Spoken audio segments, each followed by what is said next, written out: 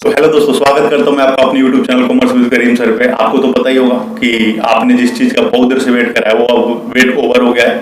अब हम वो चीज़ शुरू करने वाले हैं जिसका आपको वेट था। और मार्जिन ऑफ सेफ्टी का सेकेंड पार्ट बहुत लेट हो गया क्योंकि थोड़ी सी टाइम की क्राइसिस थी और हेल्थ कंडीशन आप देख ही रहे हो कैसा कंडीशन चल रहा है अभी, इसलिए तो सॉरी इसके लिए।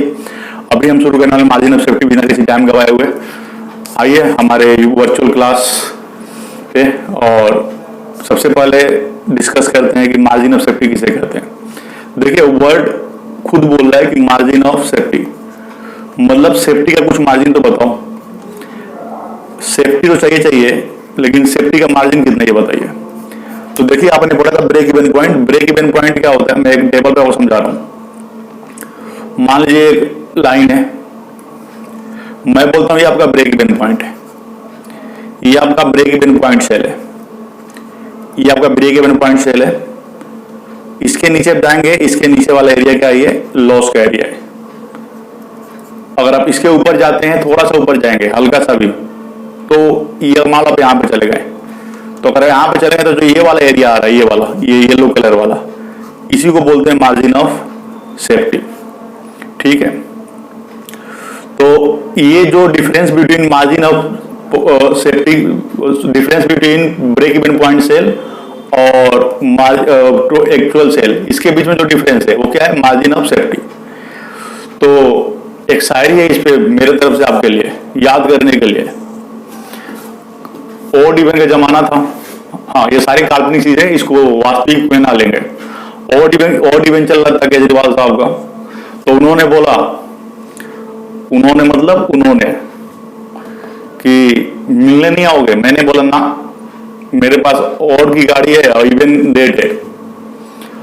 तो उन्होंने बोला करूंगी तेरा वेट चाहे तुम और से आओ इवन से करूंगी तेरा वेट चाहे तुम और से आओ इवन से। अरे मार्जिन ऑफ सेफ्टी तो खुद बन जाएगी, थोड़ा ऊपर तो उठो ब्रेक इवन से। तो आपको ब्रेक इवन से सेल ऊपर उठाना है। जैसे सेल ब्रेक इवन से ऊपर उठेगा वो मार्जिन ऑफ सेफ्टी कहलाएगा। ठीक है, तो जितना ही ज्यादा ब्रेक इवन से ऊपर सेल होगा उतना ही मार्जिन ऑफ सेफ्टी ज्यादा बढ़ जाएगा। ये तो नॉर्मल बात होगी, थ्योरी में कैसे लिखना आपको या माइंड में कंसेप्ट बिल्ड करने का। सर फॉर्मूले से कैसे निकालेंगे, देखिएगा मार्जिन ऑफ सेफ्टी अगर यूनिट्स में आएगा तो सिंपल सी बात है, जितना प्रॉफिट आएगा आपका उसको डिवाइड करना है कंट्रीब्यूशन पर यूनिट से, तो ये यूनिट्स में आएगा। लेकिन अगर आपको रुपए में निकालना है तो फिर वही प्रॉफिट ऊपर रहेगा ही रहेगा, यहाँ पे डिवाइड किसे करना है, पीवीआर परसेंटेज से। तो आपका मार्जिन ऑफ सेफ्टी किस में आ जाएगा, रुपीज में आ जाएगा। तो देखिए दोनों तरीका मैंने यहाँ पे फॉर्मूले में लिखा है, साथ में लिखेंगे आप। और यहाँ पे एक और है जो हमने ये डिस्कस करा था, थोड़ा ऊपर तो ब्रेक इवन से वो वाला। तो margin of safety is equal to total sales, total actual sales मतलब minus break even point sales, तो आएगा मार्जिन ऑफ सेफ्टी। तो margin of safety, the difference between total sales and break even sales is called margin of safety. So ये आपको तीन फॉर्मूले, एक ऐसे, एक ऐसे, एक ऐसे, होपफुली आपको समझ में आएगा। बहुत इजी कंसेप्ट है, बहुत ज्यादा इजी कंसेप्ट है।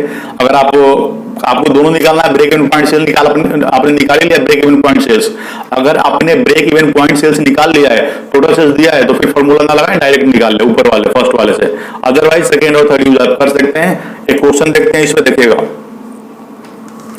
क्वेश्चन क्या बोल रही है। The selling price of the product is rupees 2000 per unit, variable cost is rupees 1000 per unit, the total fixed cost were 20 lakh, input units produced and sold is 6000. Calculate PV ratio, break even point and margin of safety. तो PV ratio निकालना आपको, break even point निकालना है, margin of safety निकालनी है। ये price is reduced by 10%, calculate revise PVR BP MOS.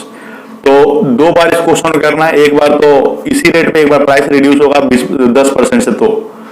तो देखिए बहुत सिंपल है, मैं फर्स्ट पार्ट पहले कर लेता हूं आपके साथ, फटाफट करेंगे साथ में। फर्स्ट पार्ट में क्या है, आपको लिखना है सेलिंग प्राइस। सेलिंग प्राइस ये आपको दे रखा है 2000 रुपीज, माइनस करेंगे इसमें से वेरिएबल कॉस्ट। वेरिएबल कॉस्ट आपको दे रखा है यहां पे 1000 पर यूनिट, 1000 पर यूनिट। तो आपका आ जाएगा कंट्रीब्यूशन, कंट्रीब्यूशन पर यूनिट आएगा। ये दोनों पर यूनिट था तो कंट्रीब्यूशन पर यूनिट आएगा। कंट्रीब्यूशन पर यूनिट आएगा 1000 रुपीज। अब ये 1000 रुपीज आ गया, ये मिला मेरे को। अब पीवीआर का फॉर्मूला बताया क्या होता है, PVR equal to contribution per unit divide by sales per unit into 100। Contribution per unit कितना है 1000 है, सेल्स कितना है 2000 है, इंटू क्या है 100, तो ये कितना है आपका 50%। पीवीआर आ गया 50%। ये आपका पहले भी हो चुका है, कोई डाउट नहीं होना चाहिए इसमें। अब नेक्स्ट आपका आता है कि पीवीआर तो हो गया, आप क्या करें, अब क्वेश्चन पूछा है कि ब्रेक इवन पॉइंट निकालिए।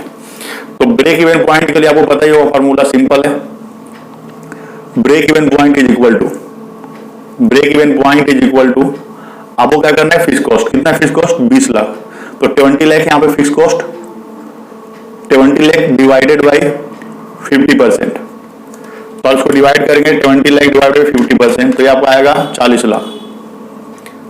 40 लाख आपका ब्रेक इवन पॉइंट का सेल है, इतना सेल करोगे आपका ब्रेक इवन पॉइंट आएगा। ये हो गया आपका 40 लाख। ठीक है, इसके बाद से अगर आप सेकेंड पार्ट के बाद से अगर आप थर्ड पार्ट देखते हैं, तो थर्ड पार्ट में क्या बोला है कि निकालिए आप मार्जिन ऑफ सेफ्टी। तो मार्जिन ऑफ सेफ्टी देखिए, मेरे को टोटल सेल्स दिया ही नहीं है, तो मेरे पास कोई ऑप्शन ही नहीं है, मुझे जाना पड़ेगा किसके साथ, फार्मूले के साथ। ठीक है, तो फार्मूले के साथ जाना पड़ेगा मुझे। लेकिन यहाँ पे एक और बात लिखा है, unit produce and sold 6000 units, units produce करा सोल्ड करा 6000 यूनिट्स। तो आप बताइए मेरे पास ऑप्शन क्या है, मैं टोटल सेल्स आराम से निकाल सकता हूं। टोटल सेल्स निकालिए, तीसरा total sales is equal to 6000 units into 2000 per unit. तो आप इसको करेंगे 6000 इंटू 2000, तो इट विल कम 120 लाख। ये आ रहा है 120 लाख, 1 करोड़ 20 लाख। अब आप पहला ही फॉर्मूला यूज कर सकते हैं, margin of safety is equal to total sales minus break even point sales. तो ये आपका आ जाएगा 120 अपन माइनस 40, तो ये आएगा आपका 80 लाख। 80 लाख आपका आ जाएगा। मैं फिर बोल रहा हूँ, टोटल सेल्स आपका आएगा 6000 यूनिट्स इंटू 2000 पर रुपीज। तो टोटल सेल्स आप इधर भी लिखे, उधर अगर ना दिख रहा हो तो ये आपका आएगा 120 लाख।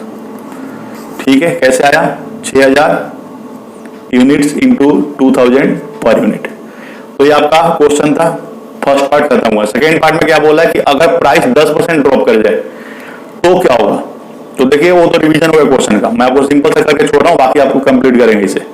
सेलिंग प्राइस पहले कितना था 2000, अब माइनस कितना हो गया 10%, तो कितना आ गया 1800। माइनस वेरिएबल कॉस्ट करेंगे आप, variable cost same to same है, कुछ बोला ही नहीं है, तो 1000 लेंगे आप। कंट्रीब्यूशन पर यूनिट आ गया कितना 800।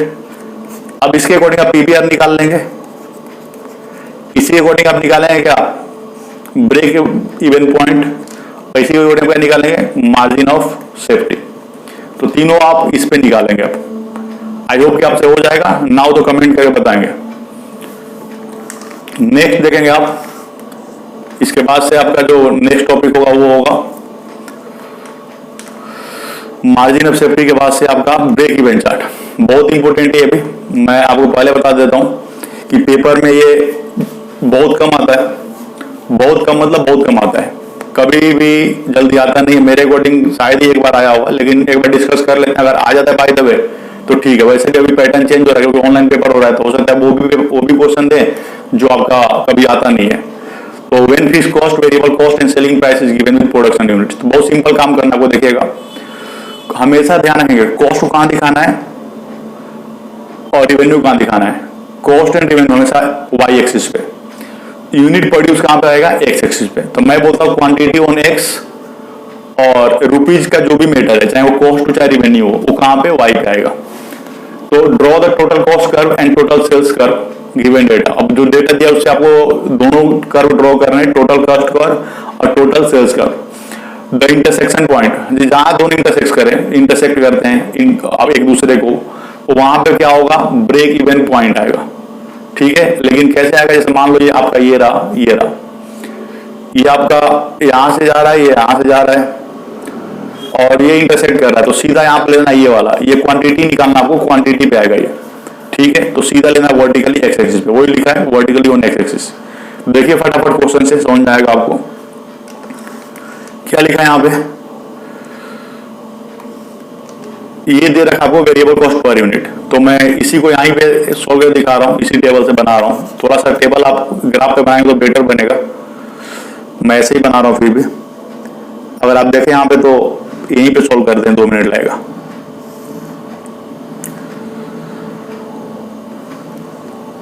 तो यहाँ पे आपको एक बात तो फिक्स कॉस्ट 4000 देगा है, तो फिक्स कॉस्ट आप डायरेक्ट खींचते रहेंगे ऐसे। 4000 मान लीजिए, यहाँ पे मैं रफ कर रहा हूँ, आप प्रैक्टिस करके बताएंगे कैसा हुआ। 4000 मान लीजिए फिक्स कॉस्ट कर रहे हैं। अब आएगा आपका वेरिएबल कॉस्ट पर यूनिट, वो ठीक है, लेकिन यहाँ पे अगर आप देखेंगे तो वेरिएबल कॉस्ट पर यूनिट है ये, और यहाँ पे प्रोडक्शन देखा है 10,000, तो कितना हो जाएगा यूनिट 10,000 × 4 40,000, तो 40,000 40,000 80,000। अब ये बढ़ता जाएगा, इधर से टोटल कॉस्ट कर बढ़ता जाएगा, टोटल कॉस्ट बढ़ेगा।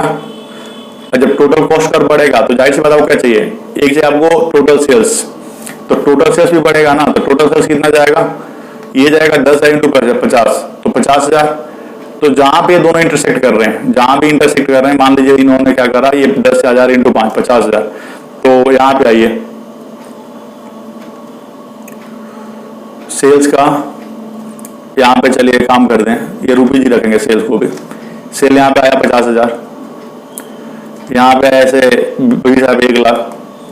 तो कर्व को आप यहाँ पे यूनिट को बांट देते, 10,000 यूनिट, 20,000 यूनिट, 2 मिनट, 30,000 यूनिट, तो 10,000 पे कितना 50,000। तो ऐसे आप देखेंगे जहां ही इंटरसेक्ट कर रहा है वहीं से आपको सीधा ड्रॉ करना है, वो आपका क्या हो जाएगा ब्रेक इवन पॉइंट, ठीक है। आप ड्रॉ करेंगे इसे एक बार, फिर आप बताएंगे कि कैसा हुआ कैसा नहीं हुआ। अगर आप बोलेंगे तो मैं अलग से वीडियो बना दूंगा। मैं फिर बोल रहा हूँ कि पेपर में आने के चांस 1% है, इसलिए मैं इस पर ज्यादा टाइम वेस्ट नहीं कर रहा। हाँ, बट फिर भी एक आइडिया होना चाहिए, अगर आता है बाई द वे तो आपको कैसे करना है, तो बता दिया कैसे करना है। आगे ये वही सेम है, अब यहाँ पे इन्होंने वेरिएबल कॉस्ट दे रखा है और फिक्स कॉस्ट दे रखा है, सेलिंग प्राइस पर यूनिट दे रखा है, तो आपको ले लेना है। कभी मान लीजिए 1000, 2000, 3000, 5-6 यूनिट ले लेना है ऐसे, और हर यूनिट वैसे रख के टेबल बना के सॉल्व करने। आगे देखिएगा, ध्यान रखना है जब चार्ट बनाओगे तो आपको टीसी का एक निकालना पड़ेगा। पहले टीसी निकालने में ज्यादा 10,000 × 5 50,000 40 90,000, जैसे ही आ गया। अगर यहाँ पे देखो तो ये तो 90 पे चला गया, यहाँ पे मान लो 90, तो ये कॉस्ट कहाँ जाएगा 90 पे चला जाएगा यहाँ पे, लेकिन ये कितने पे रहेगा, ये 50 पे रहेगा। तो ऐसे कहीं ना कहीं तो जाके मिलेंगे, ये जहां पे मिलेंगे वहीं पे ब्रेक इवन सीधे, ठीक है। एक बार ट्राई करेंगे जरूर ग्राफ पे, ग्राफ पे करके अगर हो रहा है तो ठीक है, नहीं तो मुझे बताएंगे, अलग से इस पे वीडियो बना दूंगा 10 मिनट का। इसके बाद से इस टॉपिक के बाद से एक छोटा सा और टॉपिक बचेगा, वो आपका आएगा प्रोडक्शन डिसीजन विद की फैक्टर। तो देखिए ये तो पेपर में आता नहीं है, बट आपने दिया है तो ठीक है, बनाना तो पड़ेगा, अगर सिलेबस में है तो करना पड़ेगा। प्रोडक्शन डिसीजन विद की फैक्टर। अब एक बात ध्यान रखना, की फैक्टर किसे कहते हैं, वो एलिमेंट जो मेरे पास बहुत कम हो, इसमें कुछ नहीं है, वो एलिमेंट जो मेरे पास क्या हो बहुत कम हो, उसको बोलते हैं की फैक्टर। तो ध्यान रखना, जैसे एग्जांपल के तौर पे मैं एक एग्जांपल ले रहा हूं, की factor are those which is scarce, जो बहुत ही स्केर्स है, बहुत ही स्कैसिटी है उसकी। जैसे एग्जांपल के तौर पे मैं बोलता हूं कि मैं मार्केट में डिमांड अनलिमिटेड है, मार्केट में डिमांड क्या है अनलिमिटेड है, कोई दिक्कत नहीं, जितना बनाओ उतना बिक जाएगा। लेकिन एक यूनिट बनाने में 6 आवर लेबर का लग रहा है, ठीक है, और मेरे पास पर मंथ जो लेबर सप्लाई है वो मात्र है मेरे पास, सपोज कर लो 6,000 आवर्स, सिंपल। तो भले मार्केट में मेरा 10,000 यूनिट बिक सकता है, कोई दिक्कत नहीं है, लेकिन मैं बना कितना सकता हूं, मेरे पास लेबर ही 6,000 आवर, तो 6,000 को मैं 6 से डिवाइड करूंगा तो मैं 1000 यूनिट ही बना सकता हूं। तो देखो यहाँ पे लेबर का सप्लाई क्या है, लिमिटेड है, जिसके चलते हमारी यूनिट्स क्या हो रही है, कम हो रही है, मैं ज्यादा बना ही नहीं पा रहा हूं। तो यहाँ पे लेबर की फैक्टर है, तो मैं लेबर को वेस्ट करना नहीं चाहूंगा, लेबर को मैं चाहूंगा कम से कम लेबर यूज करके ज्यादा बनाऊं, मतलब लेबर को मैं ऑप्टिमली यूज करूंगा। तो वो फैक्टर जो स्केर्स हो, जिसके कारण से प्रोडक्शन को हम लिमिट कर रहे हैं, इसको बोलेंगे की फैक्टर। ये ध्यान रखिएगा। इसके बाद से क्वेश्चन है, इस पे देखते हैं कैसे करना है इसे। देखिएगा फटाफट, ये देखिएगा, from the following data I recommend the most profitable product mix. हाँ जी, प्रोडक्ट मिक्स बनाना आपको। Presuming that direct labour hours available are only 7000 hours. चलिए यहाँ बोला डायरेक्ट लेबर 7000, मैं फिर बोल रहा हूँ कुछ भी हो सकता है की फैक्टर, लेबर कोई जरूरी नहीं है। बाय द वे मैंने एग्जांपल लिया तो भी लेबर का था, ये भी लेबर का है, बट ऐसा कुछ है नहीं कि लेबर ही होगा, कुछ भी हो सकता है, ये ध्यान रखिएगा। तो मुझे करना क्या है, यहाँ पे दिया है सेलिंग प्राइस वेरिएबल कॉस्ट। तो देखो अगर कंट्रीब्यूशन क्वेश्चन में दिया तो ठीक है, नहीं दिया है तो फिर मैं क्या करूंगा, कंट्रीब्यूशन क्वेश्चन में नहीं दिया है तो मुझे कंट्रीब्यूशन अपने आप निकालना पड़ेगा। तो यहाँ पे तो दिया नहीं तो मुझे निकालना पड़ेगा, तो बहुत दिक्कत नहीं है, आपको सीधा करना है ऐसा। ये रहा, दो बनाइए, एक ए के लिए और एक बी के लिए, ए रहा और ये बी रहा। अब यहाँ मैं क्या करूंगा, सेलिंग प्राइस, ये प्रोडक्ट ए बी, तो प्रोडक्ट ए और बी, यहाँ पे लिखे सेलिंग प्राइस। सेलिंग प्राइस का मतलब हुआ आपका कि यहाँ पे आपका है 80 रुपीज और यहाँ पे आपका है 60 रुपीज। माइनस करिए वेरिएबल कॉस्ट, वेरिएबल कॉस्ट कितने का है, ये आपका 50 रुपीज और ये आपका 40 रुपीज। हाँ जी, कंट्रीब्यूशन पर यूनिट निकाल लेते हैं, कंट्रीब्यूशन पर यूनिट ये कितना है, ये आपका आ रहा है, देखेंगे तो 30 रुपीज, 60 रुपीज में इनफैक्ट, और ये आपका आ रहा है 70 रुपीज। ठीक है, अब देखिए डायरेक्ट लेबर और रिक्वायर्ड, तो आपको डिवाइड करना है, डिवाइड करिएगा लेबर और रिक्वायर्ड, लेबर आवर रिक्वायर्ड से डिवाइड करना है। यहाँ पे 10, यहाँ पे कितना 5। और मेरी बात ध्यान सुनिएगा, मैंने लेबर आवर से क्यों डिवाइड करा है, क्योंकि लेबर आवर अब आपको समझ में आएगा। ये देखिए यहाँ पे आएगा आपका 3 रुपीज और यहाँ पे आएगा आपका 4 रुपीज। मतलब कंट्रीब्यूशन पर लेबर आवर, लेबर आवर। बताइए 1 घंटे लेबर आवर लगाने से ए 3 रुपए दे रहा है, बी 4 रुपए दे रहा है, लेबर आवर मेरे पास शॉर्ट है, तो मैं कहाँ लगाना चाहूंगा पहले 4 रुपए, तो यहाँ पे इसको रैंक दे दीजिए। रैंक देंगे तो रैंक को मिलेगा फर्स्ट रैंक ए को, सॉरी बी को, और ए को मिलेगा सेकेंड रैंक। क्यों मिला आपको बता दिया, क्योंकि जहां पे मैं 1 घंटे में 4 रुपए कमा सकता हूं तो 3 रुपए क्यों कमाऊंगा। तो सबसे पहले मैं ट्राई करूंगा पूरा का पूरा ए बनाऊं, अगर ए मेरा बन जाएगा फिर बचेगा तो मैं बी बनाऊंगा। इसको बोलते हैं प्रोडक्ट मिक्स। पहले वो बनाओ जिसमें फायदा हो, बाद में वो बनाओ जिसमें कम फायदा हो, सर उसके बाद वही बना जो लॉस है। अरे नालायक, वो लॉस क्यों बनाओगे, लॉस बनाना ही नहीं है। लॉस में कोई काम करता है क्या, नहीं करता है ना, तो बस प्रॉफिट हो रहा है तो ठीक है बनाएंगे। हाँ, उसमें भी ज्यादा प्रॉफिट तो पहले बनाएंगे, बाद वाले को कम प्रॉफिट होगा बाद में बनाएंगे। लॉस के तो कभी नहीं बनाना, चाहे वो मेरा लेबर बचा हो चाहे ना बचा, कोई फर्क नहीं पड़ता।